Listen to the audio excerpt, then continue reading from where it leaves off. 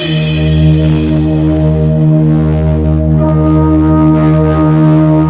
અચ્યુત, મારા રથને બંને સૈન્યોની વચ્ચે લઈ જઈને ઊભા રાખો, જેથી હું જોઈ શકું કે મારે કોની સાથે યુદ્ધ કરવાનું છે.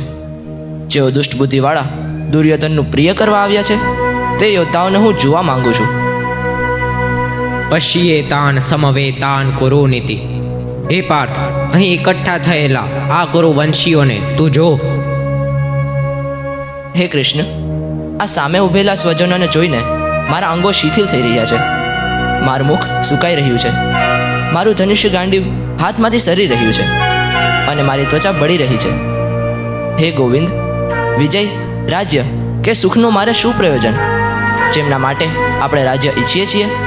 આ બધા મારા લોહીના તે સંબંધીઓ જીવની આશા છોડીને સામે ઊભા છે. કુતસ્તવા કશ્મલમિદમ વિષમે સમુપસ્થિતમ. અર્થાત, હે અર્જુન, આ વિષમ સમયે તારા મનમાં આવું કાયરતા ભર્યું અજ્ઞાન ક્યાંથી આવ્યું, જે ન તો સ્વર્ગ આપનારું છે ન તો કીર્તિ અપાવનારું છે? તું કાયર ન બન. આ હૃદયની તુચ્છ નબળાઈને છોડીને ઊભો થા. હે કૃષ્ણ, હું રણભૂમિમાં પૂજ્ય ભીષ્મ પિતામહ અને ગુરુ દ્રોણ પર બાણ કેવી રીતે ચલાવવું, જેમને જ મને ધનુષ્ય પકડાવતા શીખવ્યું.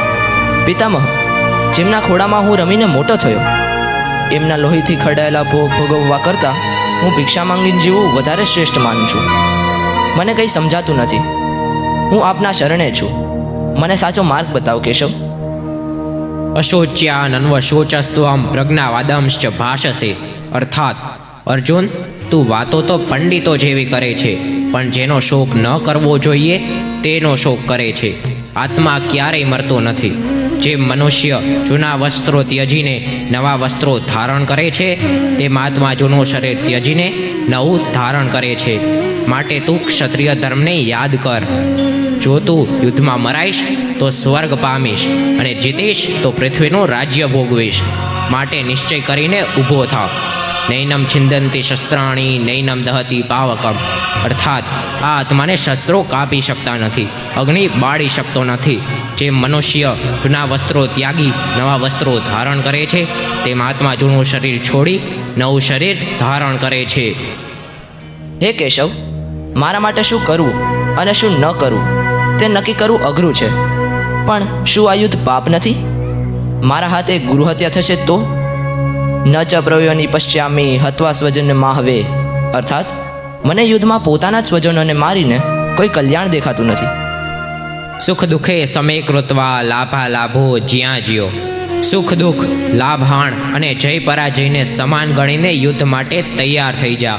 આ રીતે યુદ્ધ કરવાથી તને પાપ નહીં લાગે. ફળની આશા છોડી દે અને માત્ર તારું કર્મ કર. અત્યારે તું મોહને વશ થયો છે, પણ યાદ રાખ પાર્થ કે તું નિમિત્ત માત્ર છે. આ બધા તો કાળના મુખમાં પહેલાં જ હણાઈ ચૂક્યા છે. કર્મણીએ વાધિકા રસ્તે મા ફલેશુ કદાચન. નાષ્ટો મોહ સ્મૃતિલર્બતા કરિષ્યે વચન તવા. અર્થાત, હે પ્રભુ, આપના ઉપદેશોથી મારો મોહ નષ્ટ થયો છે. મને મારું કર્તવ્ય યાદ આવ્યું છે. મારા બધા સંશયો દૂર થયા છે. હું આપની આજ્ઞાનું પાલન કરીશ. કરિષ્યે વચન તવ. હું યુદ્ધ કરીશ કેશવ, હું યુદ્ધ કરીશ.